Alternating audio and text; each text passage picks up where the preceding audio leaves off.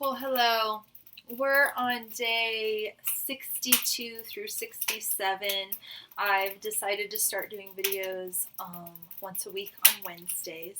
So I'm losing my light. I wish I would have done this earlier, so this isn't the best video of me, but it is what it is. This is our first week of social distancing with the coronavirus. So for anybody that watches this later, it'll be interesting to reflect on the time that this was and know how it ends up.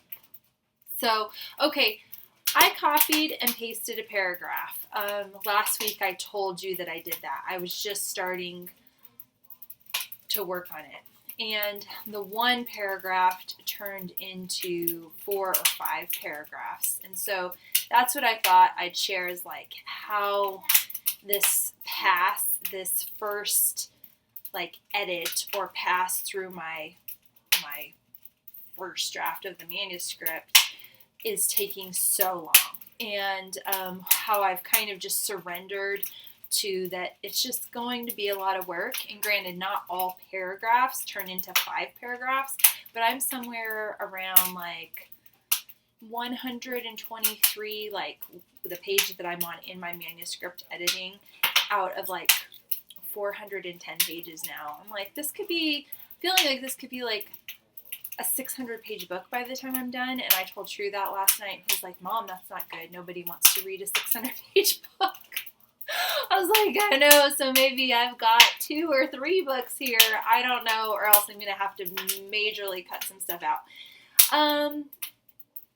This paragraph, if you thought what I read on day 48 was like personal, this is really personal. This is losing my virginity personal. And I've been conflicted about whether it made sense to share, but I'm like, anything that's in the book, like, that's what this is. This is my memoir video diary. Memoir video diary. So as uncomfortable as it is for me, like, it's not necessarily going to get more comfortable when the book is published. And then I also feel like this is a nice way to ease people into maybe some uncomfortable things. And then also, this could be a big trigger for Gabe, because like he finally, a little while after day 48, and that scene involved him back in the day when I was still with who we're calling Henry. He started to watch it. He started getting uncomfortable and almost stopped. And he told himself that like he was just going to be strong and get through it. And I got really nice feedback from him about that. And I was really proud of him for getting through it, because he's my biggest cheerleader in all things. And he's super supportive. He'd love to see me successful. I mean, of course. And he understands there are hard things in this book for both of us. And he didn't, a couple months ago, he just thought that he probably wouldn't read the book. And I'm like, well, that's fair. Like, you do whatever you feel like you want to do. But whatever. So he watched day 48. He got through it. He was glad that he did.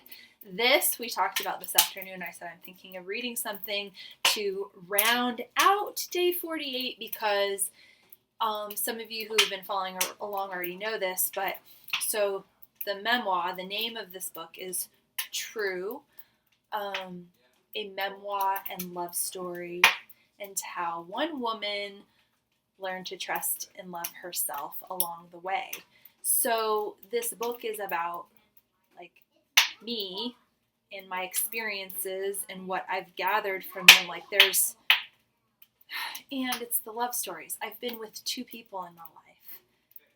My high school sweetheart, and then Gabe now, who's the father of my kids. So you take 20 years of adulthood, and they're divided equally, almost equally at this point. I mean, so that I have very like this and this. Like, it feels like 2 separate lives.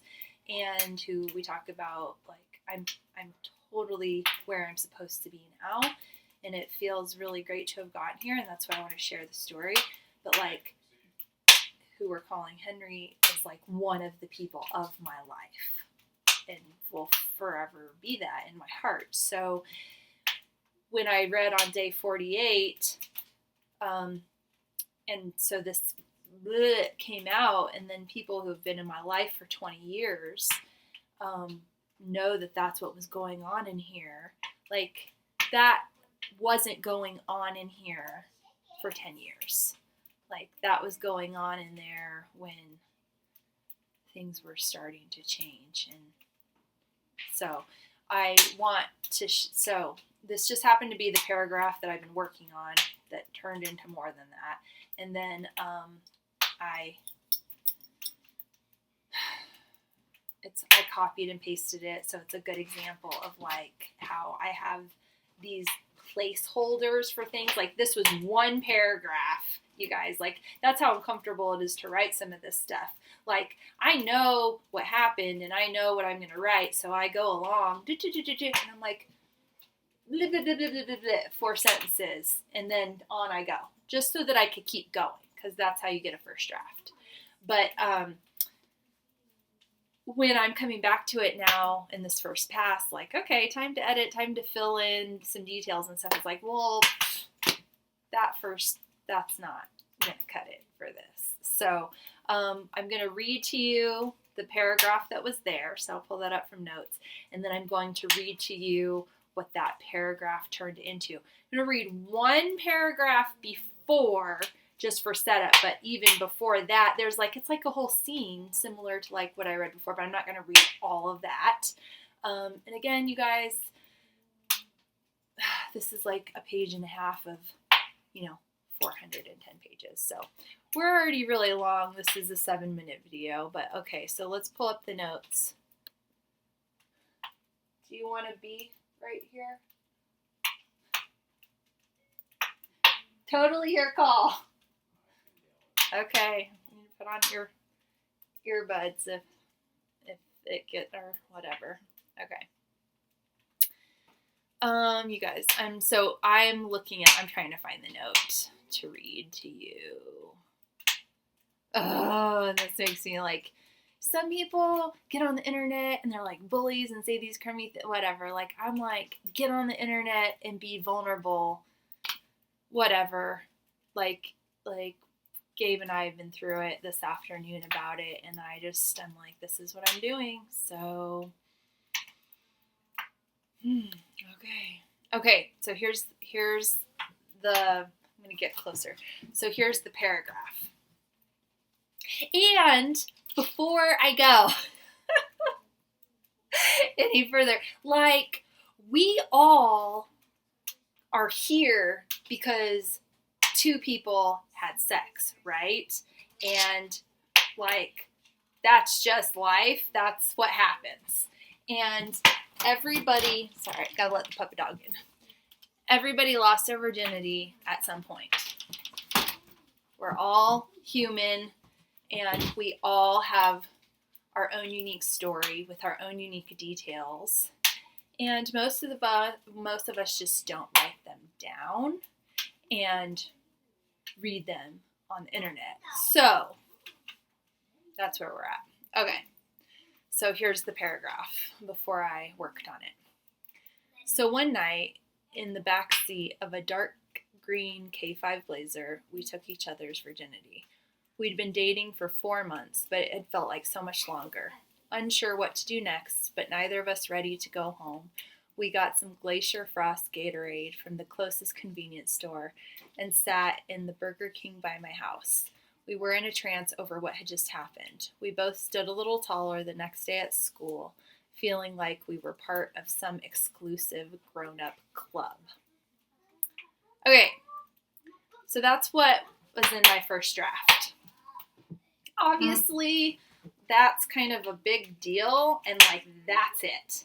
That's the paragraph that was there. And so it's also why this has taken me a while.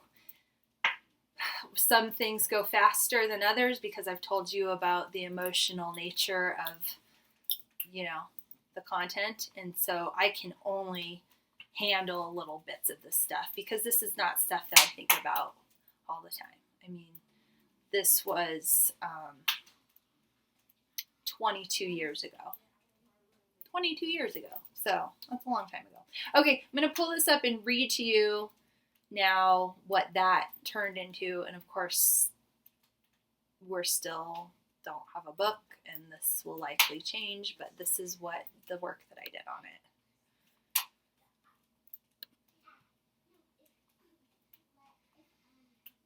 Okay, this is the paragraph before, but then, so I'll pause after this, and then when I start reading after this paragraph, that will be everything that came from the one paragraph that I just read to you. He didn't pressure me into anything, ever. He'd have waited forever. In a lot of ways, he did anyway. But I couldn't stand the anticipation of it, and like my mom had warned, once you quit holding hands, you won't go back. With every kiss, I wanted to learn more. The rush that came with things unknown kept me engaged. It was about exploration and the little bit of danger that went with it. It was the thrill of doing something that felt grown up while also feeling safe with Henry. The other side was that I wanted to get it over with. There was so much hype around sex that made me uneasy. I knew it would hurt. I knew it would be awkward. I wanted that stuff to be over. I was afraid of it. I knew it would inevitably come. I knew I'd be with Henry when it did, so I didn't want to draw out the anxiety I'd built up around it. I'd been on birth control since I was a freshman from taking an acne medication that required taking it. The medication was so toxic that it warned that it could cause birth defects. Why in the world we'd ingest something like that, and for acne, I don't know. But I was on birth control to avoid pregnancy even though I didn't have sex. The doctor certainly couldn't trust a teenager's word that she wasn't active and wouldn't be having sex. After the treatment for acne, I stayed on birth control with the belief that it would help balance out my hormones and complexion. My thoughts and feelings around medications now, in and of itself, is an entirely different book, too. Okay, so here we begin. Al, can you shut the door, please? Okay, here we go. I didn't want to wait. It felt like what was next, and I wanted to conquer my nerves. I wanted the first time behind us, hoping that by the time I was 18, we'd know what we were doing. So one night, in the backseat of a K5 Blazer, we took each other's virginity.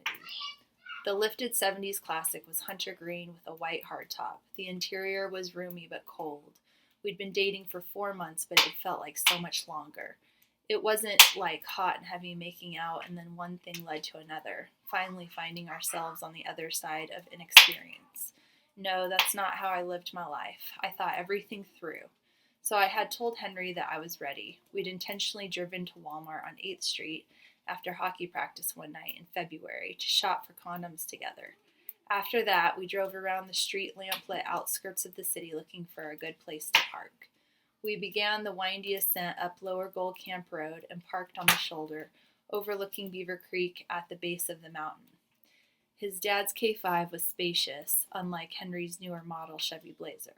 The back seat was a bench seat and more like a small couch than the back seat of a car. We climbed past the bucket seats we'd been sitting in up front and met each other in the back. Trying to capture what to write next feels like trying to grab hold of a ghost. Its form is clear, although transparent. I can see right through the memories for exactly what they were, and maybe that's why they refuse to be caught. Their complexities won't be made to exist in the two-dimension form that is paper and ink, or the three-dimension ideas someone might conjure up in their own minds as they read. No, they're too certain of themselves and loyal to me. They won't be subjected to the accusations of someone else's limited understanding of my experience.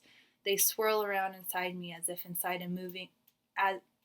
move around inside me as if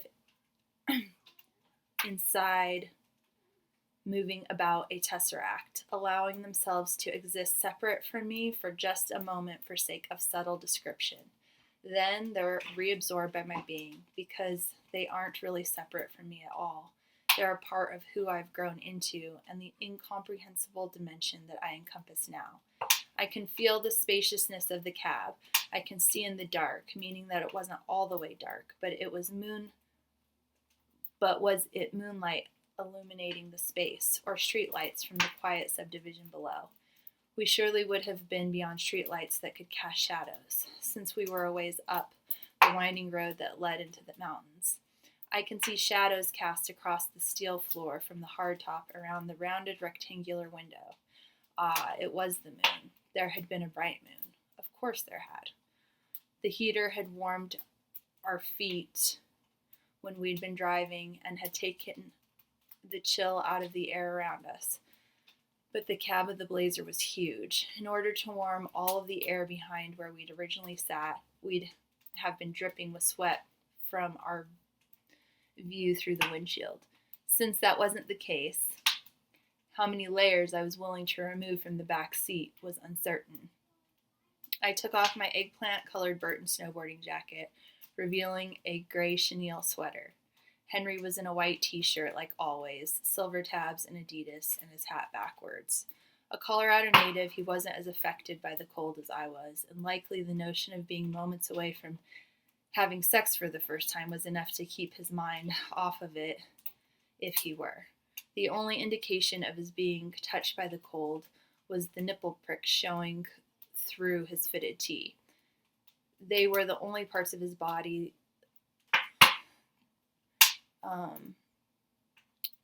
they weren't the only parts of his body that was hard, though the latter had more to do with the warmth between us than the cold. Captivated by his body's response to me, I freed him from the restraints of his taut jeans, and we both fumbled with a condom. I pulled off my baby blue and white DC skate shoes, and he helped me slip out of my LAIs. Next, into the growing heap of clothes on the otherwise clean floor, went my floral scent undies. My sweater stayed on. The activity was more about focusing on the goal than about playing the game. It didn't take long, and we scored, but somewhat in awe and contemplative about our new reality. We replaced the layers we'd removed and climbed back into the bucket seats up front, without a single witness other than the moon. Unsure what to do next, but neither of us ready to go home, we got some Glacier Frost Gatorade from the closest convenience store and then drove to the Burger King by my house. We sat in the fast food restaurant lobby in a trance over what had just happened. We were giddy and subdued all at once. We stared at each other with permagrins while eating fries and gulping our ice-cold Gatorade, as if we needed to restore some sort of lost nourishment. After the moment we shared to process, Henry dropped me off at home. Our grins were still there the next day at school, and we stood a little taller, feeling like we were part of some exclusive grown-up club. I could get stuck here. It's getting harder to write. It feels like dredging through mud. I sit with my typing fingers paused, rested in place over the home keys on my keyboard, lightly, like they might tap out a sentence at any second, but utterly still as I recall so many memories, and as paralyzing feelings surface to accompany them. It's overwhelming. It's day on top of day of his face, his hands, his smile, his laugh, his hand on the steering wheel of both that Blazer and his, and while the other hand is on my knee. We were together always. We sat in our common study hall and filled in the bubbles for our senior year class schedule. We ended up with something like 6 of 8 class periods together, each semester of our senior year. It was nuts. The summer before our senior year, I got a job at the Manitou Penny Arcade with him and Angela. Henry was a manager, plus he was my ride. So again, we were always scheduled together. We didn't work another summer at Rick's. I don't remember ever fighting. We did some in the years that followed, but not much, if at all, in high school. As of our senior year, I went with him and his family everywhere. He'd refuse to participate in family dinners or trips of any kind if I weren't invited. I could feel his mom struggle with it some, but she was incredible. We'd eat dinner at his house sometimes simply because she'd want us there instead of at my house or out. So that last paragraph, you could, I obviously am not reading that well because it's what it is, and like, it's a weird and hard thing to read, and like Gabe is just sitting over there. So, but anyway, we already talked about that. The last paragraph, so I read one paragraph, you can kind of tell where was kind of set up the next like 4 or 5, and then the last one that I talked about, I could get stuck here. It's like, feels like dredging through mud or whatever. That one, those are the two like on either side of that one paragraph that I read to you before. So this video has been long enough, 20 minutes, okay, but, and I'm not going to read like that all the time every week. So next week, I don't know what. I'll tell you what I've been writing about and where I'm at, but that at least you get to see what it's like when I've got what I call like a shell of a paragraph, and it really needs some work because that one paragraph I read turned into all of that, which is a lot. So anyway, okay. Leave a comment, subscribe, putting myself out there. So, I mean, whatever, comment, whatever. Let me know what you think. Okay.